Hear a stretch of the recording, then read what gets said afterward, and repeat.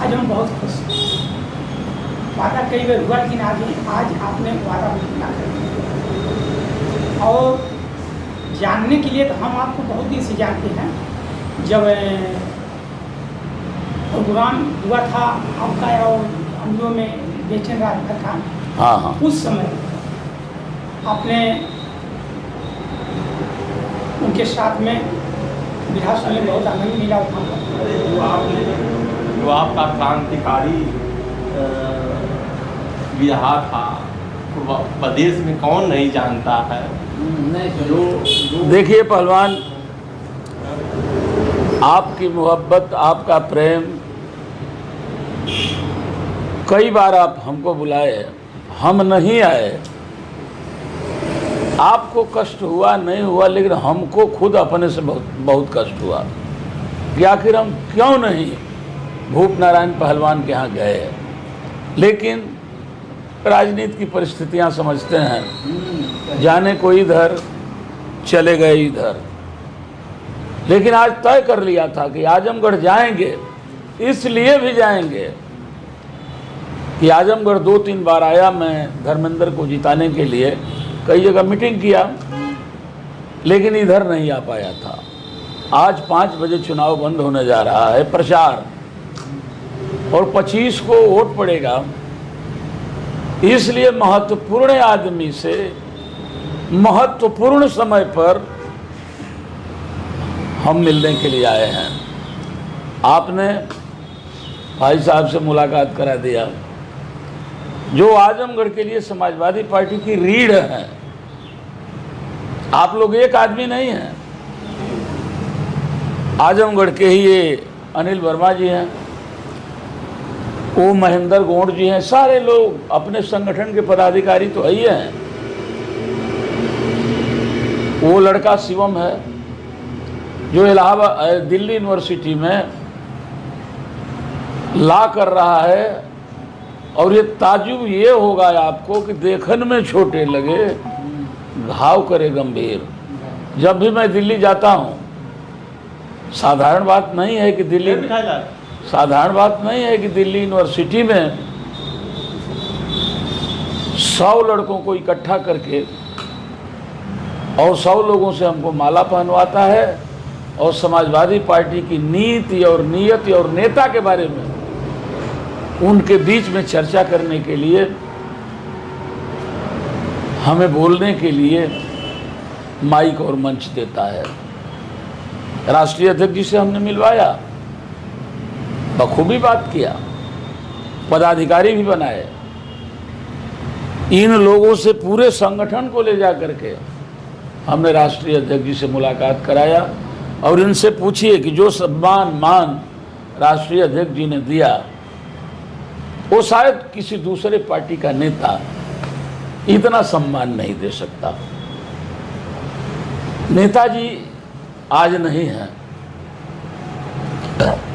नेताजी जिसको एक नज़र देख लेते थे, जिंदगी में कभी भी उसके सामने वह आदमी उनके सामने पड़ा, नाम पकड़ के बुला लेते थे। पहलवान जी, हमसे 3 बात माननीय राष्ट्रीय अध्यक्ष जी ने, राष्ट्रीय अध्यक्ष जी मैंने वो राष्ट्रीय अध्यक्ष जी थे, उन्होंने समाजवादी पार्टी का निर्माण किया। अब तो पूज्यनीय नेताजी नहीं हैं। उन्होंने 3 बात हमसे कहा था, काशीनाथ, केवल 3 बात मेरी मान लेना और अपने लोगों के बीच में जरूर कहना कि धोखा खा लेना मगर किसी को धोखा मत देना। जो धोखा खाता है, 1 धोखा खाएगा, 2 धोखा खाएगा, 3, धीरे धीरे वो धोखा खाने का आदी हो जाएगा और धोखा में ही उसको मजा आने लगेगा। लेकिन जो धोखा देता है, 1 को दिया, 2 को दिया, 3 को दिया, काल कारण बस अगर उसको धोखा मिल गया तो बर्दाश्त नहीं कर पाता है, उसका हार्ट अटैक कर जाता है। इसलिए धोखा खा लेना, धोखा मत देना। और दूसरी बात उन्होंने कहा कि भावनाओं के रिश्ते खून के रिश्ते से ज्यादा मजबूत होते हैं। आपका खून का रिश्ता काल कारण बस छोड़ भी सकता है, हालांकि वो रिश्ता खून का रिश्ता है, लेकिन छोड़ भी सकता है। उसमें हिस्से हैं, उसमें बखरे हैं, उसमें विरासत है, आपसे झगड़ा कर सकते हैं। लेकिन जो भावनाओं के रिश्ते दूसरे जात धर्म के लोगों से हो गया, वो रिश्ता खून के रिश्ते से मजबूत होता है। अच्छा वकील साहब, हमारे में हिस्सा लेंगे? ना हमारे रिश्तेदार हैं, ना हमारी जाति हैं जो जात व्यवस्था बनाए हैं। हम तो वो जात व्यवस्था के बहुत खिलाफ हैं, लेकिन अगर मान लिया भी जाए तो हमारे जात के तो हैं नहीं, हमारे रिश्तेदार तो हैं नहीं, अच्छा हमारे गांव के भी नहीं हैं, आजमगढ़ के हैं। ये लड़का कहीं से न कहीं से हमारे रिलेटिव में नहीं आता, संबंध में नहीं आता, लेकिन भावना से जुड़ा हुआ है। और हम सारे लोग माननीय अखिलेश जी के साथ भावनाओं से जुड़े हैं, नीतियों से जुड़े हैं, कार्यक्रमों से जुड़े हैं। हमको कोई हटा नहीं सकता है। खून के रिश्ते से भावनाओं के रिश्ते ज़्यादा मजबूत होते हैं। वो राजभर है, हमारे साथ है, वो खन्ना है, हमारे साथ है। और तीसरी बात उन्होंने बहुत कहा, बड़ी कहा था, और उनके शब्दों में कह रहा हूँ, काशीनाथ, कम बोलना गोल्ड है और बहुत ज़्यादा बोलना सिल्वर है। उन्होंने कहा कि ये नहीं कहता हूँ कि चुप रहो, बोलो, कम बोलो, जो जरूरी है, जो ठोस बात है, जो वाजिब बात है, बस उतना ही बोलो। ज़्यादा बोलने वाला ज़्यादा गलती कर जाता है, इसलिए काम भर बोलो। इसको कबीरदास ने भी लिखा, अति का भला न बोलना, अति का भला न चुप, अति का भला न बरसना, अति का भला न धूप। तो नेताजी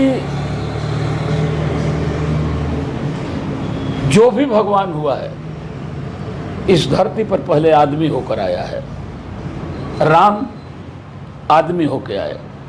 हालांकि सुप्रीम कोर्ट ने कहा है 76 में कि रामायण एक काल्पनिक ग्रंथ है,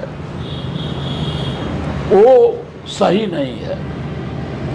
जब ललई सिंह ने मुकदमा किया था, जब बंद पेरियार की रामचरितमानस सच्ची रामायण हो गई थी, तो ललई सिंह ने जाके सुप्रीम कोर्ट में अपील किया।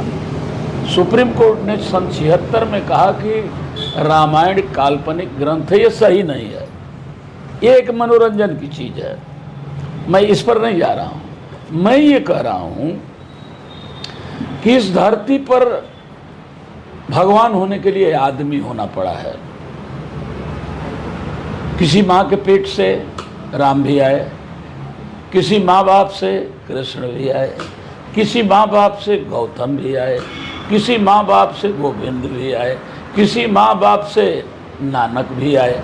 जब सारे भगवान धरती पर आदमी ही बन करके आए हैं, तो हमारे मुलायम सिंह यादव क्यों नहीं भगवान हो सकते? एक कलम से सबके घरों में रोशनी दे दिया, किसी को कन्या विद्या धन दिया, किसी को बेरोजगारी भत्ता दिया, किसी की सिंचाई माफ किया, किसी की पढ़ाई माफ किया, किसी को वजीफा दिया। कोई न कोई योजना मुलायम सिंह जी से लेकर के अखिलेश यादव जी तक जब भी मौका मिला है, गरीबों के लिए योजनाएं घर में भेजने का काम किए हैं। तो हम तो मुलायम सिंह को भगवान मान करके एक मंदिर बना रहे हैं, मूर्ति नहीं, मंदिर। उसमें सुबह शाम पूजा होगी और उसमें यह बैन लगा दिया गया है कि संविधान में कि ब्राह्मण को छोड़ करके दूसरी जाति का ही आदमी उसमें पुजारी होगा, ब्राह्मण नहीं होगा। अहिर भर नुनिया बीन चमार जितने हैं वो पुजारी होंगे। और 2 बीघे जमीन भी ले ली है। उसका शिलान्यास करने के लिए माननीय राष्ट्रीय अध्यक्ष अखिलेश जी ने वादा किया है कि चुनाव बीत जाने के बाद हम उस मंदिर के शिलान्यास में आएंगे। वो हमारा कार्यक्रम रहेगा, आप लोग भी आएंगे, बहुत जल्दी होने जा रहा है। उससे पहले 4 जून के बाद मैं राष्ट्रीय अध्यक्ष जी के पास आप लोगों को ले चलूंगा। मेरा निवेदन सिर्फ एक है, और आज का आना और आपसे मिलना आप लोगों से एक ऐतिहासिक हो जाएगा जब मेरी बात मान लें। जी जी। अगर आप लोग चाहें तो धर्मेंद्र जी जीत रहे हैं, लेकिन उस जीत को ऐतिहासिक करके एक अपनी भूमिका और अपना कर्तव्य का निर्वाह आप कर देंगे और हमारा आना भी सार्थक हो जाएगा। जी जी। आप किसी के यहाँ भी जा करके वो कह दीजिए भैया संविधान बचाने का चुनाव है, आरक्षण बचाने का, लोकतंत्र बचाने का चुनाव है। ये 5 किलो राशन कोई आप भिखमंगे नहीं है।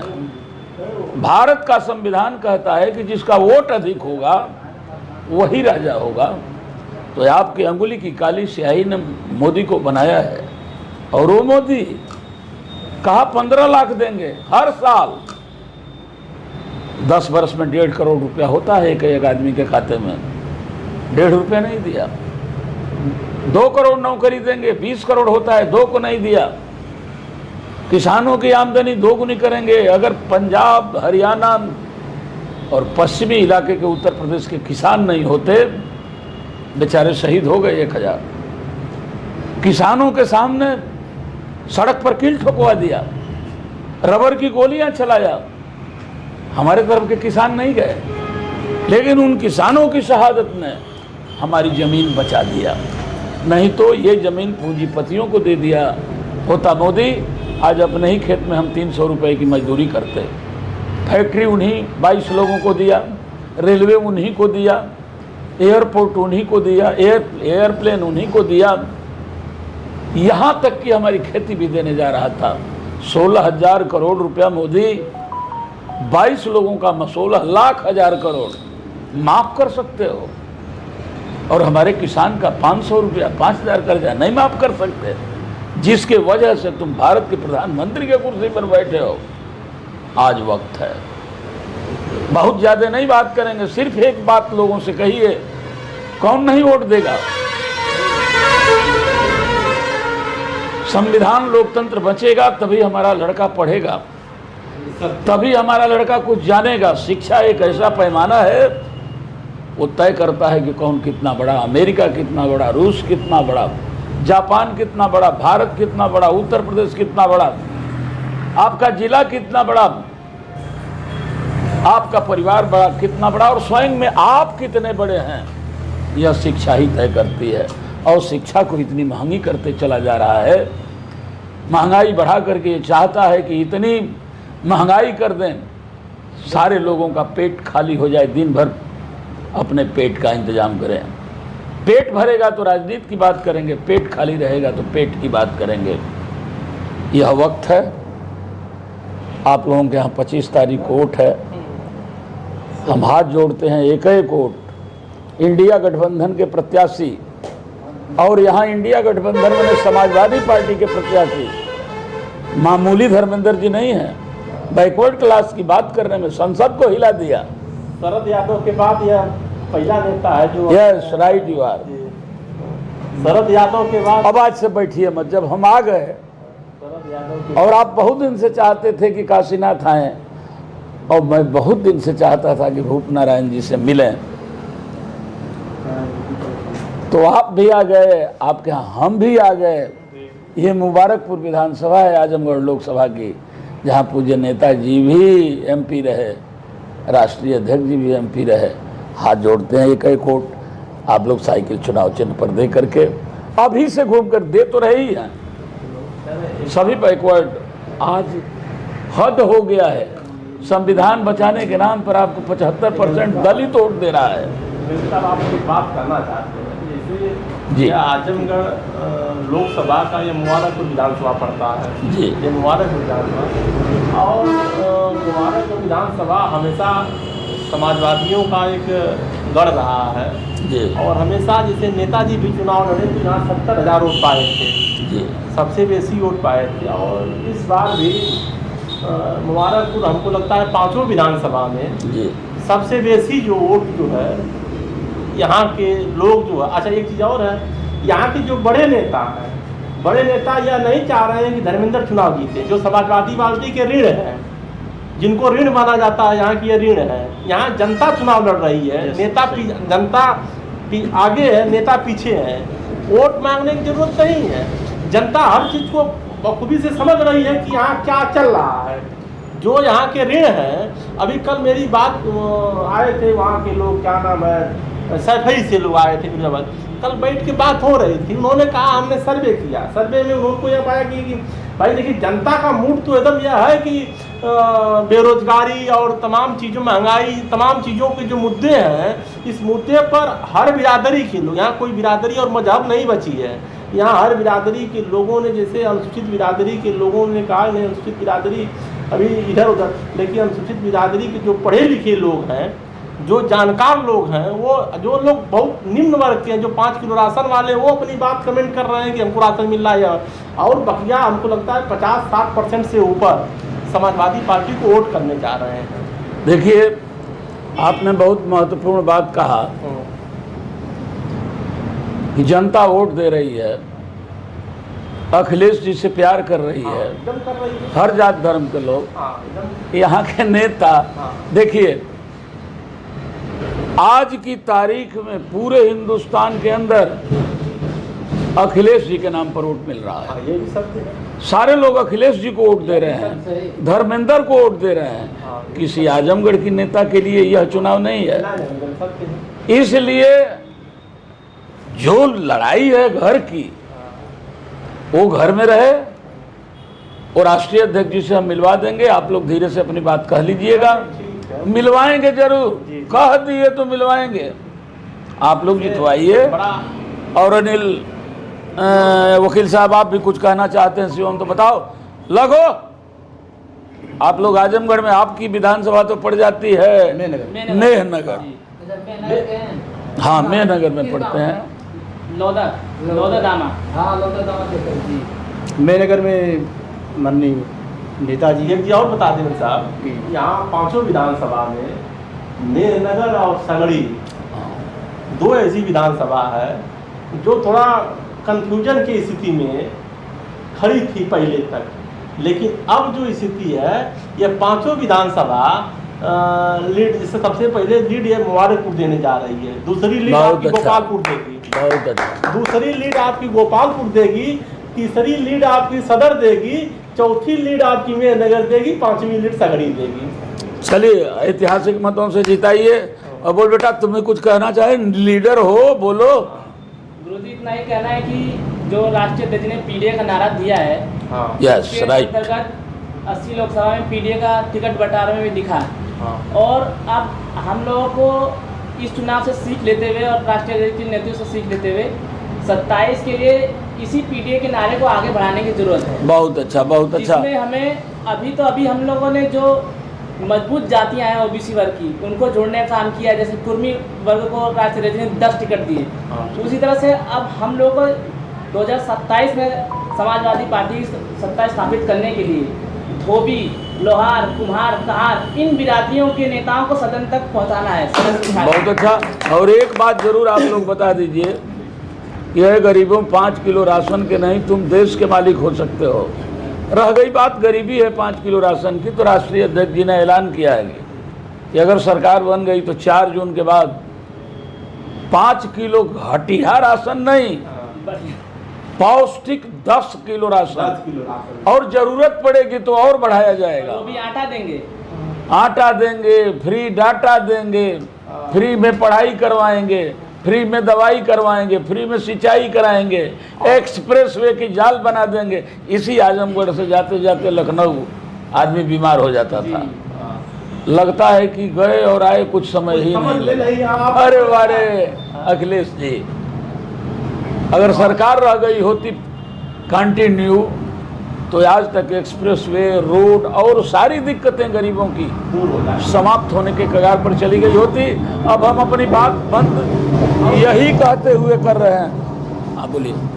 एक चीज़ और है, जैसे हम लोग भी, हम कहार समाज से हैं जी जी, और हम पहले मैं बहुजन समाज पार्टी में काम करता था जी, लेकिन हमने देखा कि नहीं, लड़ाई कौन लड़ सकता है जो बहुजन समाज का।